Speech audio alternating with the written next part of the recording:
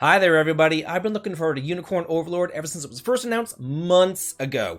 This is Atlas and Vanillaware combining their strengths together to create a winner. You know that these two companies, they don't screw around. They only create hits, no misses. And this is a real-time strategy RPG in the same vein as something like Ogre Battle 64 or even the Growlancer series. So today I want to come to you all and give you my thoughts and impressions on this game.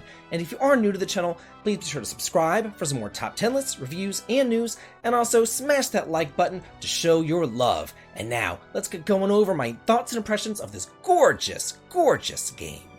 I am a huge fan of games like Ogre Battle 64, the entirety of the Growlancer series, and even the more recent Davidvinc Chronicle that came out.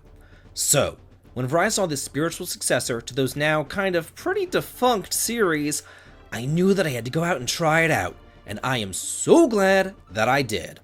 Also, it's super nice to know that your time will not be wasted in the demo that just released, as all of your save data will carry over into the full game. And as far as accessibility is concerned, it does feature 3 different difficulty levels, as well as the option of having either English or Japanese voice acting. The first thing that you are going to notice, though, is the absolutely gorgeous watercolor-inspired graphics. It reminded me a ton of Saga Frontier 2, with just how great and breathtakingly beautiful everything is. From the backgrounds to the character sprites to the glorious world map, no stone was left unturned here. The story itself follows Prince Elaine, who 10 years earlier had to flee his home country after it was taken over by the evil General Valmore. Now, after all the land had fallen under his subjugation, Elaine sets off with a small group of ragtag friends to reclaim his rightful throne. To help him do this, though, he has his handy-dandy trusty unicorn ring, which allows him to break the mind control curse that many of his former allies have fallen under. Like many strategy RPGs, the storyline is political, and it is geared towards adults.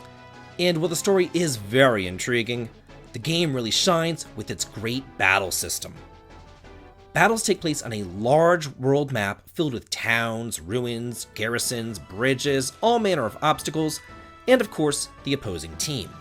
At the end of each battle, you're scored depending on how well you do, how many enemies you defeated, how many towns you've liberated, what items you found in the ruins, etc.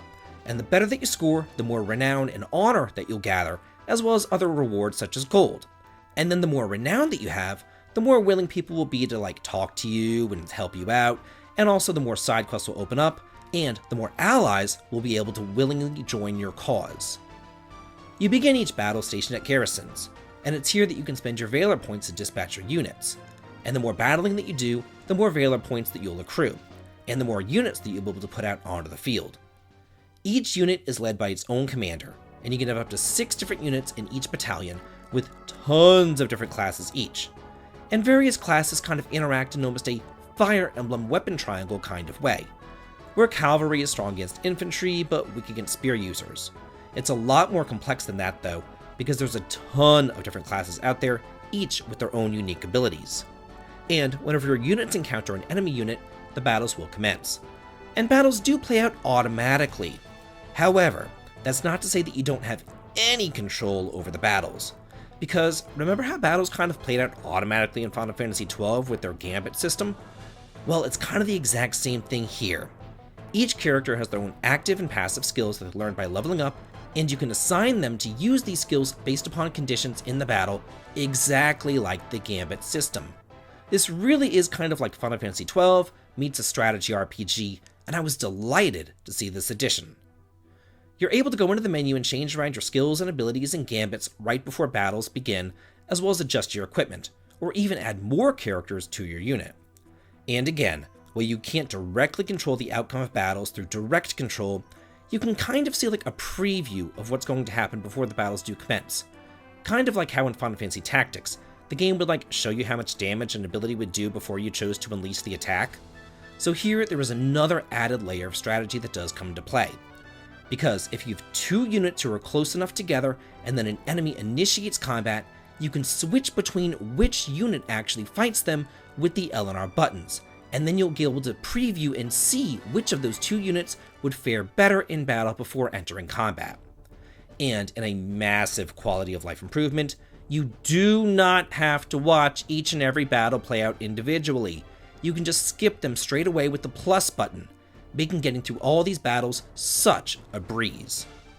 You're also going to want to keep in mind which characters fight together, because those that do will gain more rapport with one another, and those characters with a high enough rapport level will receive stat bonuses whenever they're assigned to the same unit, and you can even unlock support conversations between them too, kind of like in the Fire Emblem series.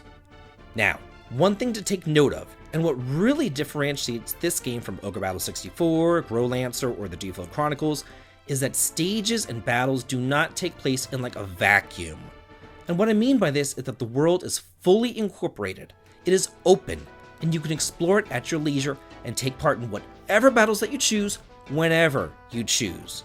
It's not like the game has like a stage, and then a cutscene, and then some random other stage appears halfway across the world. It ain't like that, people. You're just going to be out exploring the world map, run into like a damsel in distress, and then you can choose to help her or not, and if you do help her out, you'll get pulled into a battle stage. But immediately upon completing that battle stage, you're going to be right back on the world map ready to explore again. And, in kind of like a Chrono Triggery thing, that battle stage is actually the world map that you were just exploring. Battles take place right then and there. You're going to be constantly gathering up various different side quests and going off to different areas, and you can pick and choose which quests to take on and which to just ignore. But if you're anything like me, you're not going to be ignoring any of them. As you go through and liberate the various towns, they're going to ask you to complete delivery quests, which will help restore their full functionality, and as you gather more renown, then the higher the town's level will be, and the more items that they'll be able to carry. And then you can even help them out by stationing a guard in front of them, which is a great idea, because those guards will continually gather from any sort of nearby foraging sites, and then they'll send those materials your way. And then they'll even have the town grant you tribute after each battle. And then this is key. If you still want them to join your party and take part in battles and fight with you, they still will! They're not just stuck at the town forever and a day. I really do feel like this is the game that I've been waiting for.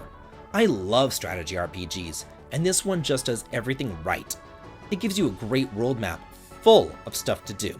It grants you tons of quests, and it constantly keeps track of those quests by itself. The battling is quick and painless, and you can just skip them if you want to.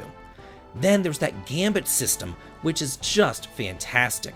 You might not be able to control the battles outright, but if you fool around with the gambits enough, you'll be able to get your characters to do exactly what you want them to do. Not to mention the storyline is adult and it is gripping, and I highly recommend this game to any fans of the genre. So that's it for my review of Unicorn Overlord, to be released for the PS4, PS5, Nintendo Switch, and Xbox on March 8th. How did you feel? Let's get a discussion going on here, and let's all talk and chat about it, because I'm always in the comments too. And if you like what I do here on the channel, please head on over to the Patreon to sign up for early access to my videos, as well as behind the scenes photographs. The link to it is over in the video description. And as always, please like, comment, and subscribe, and have a good day.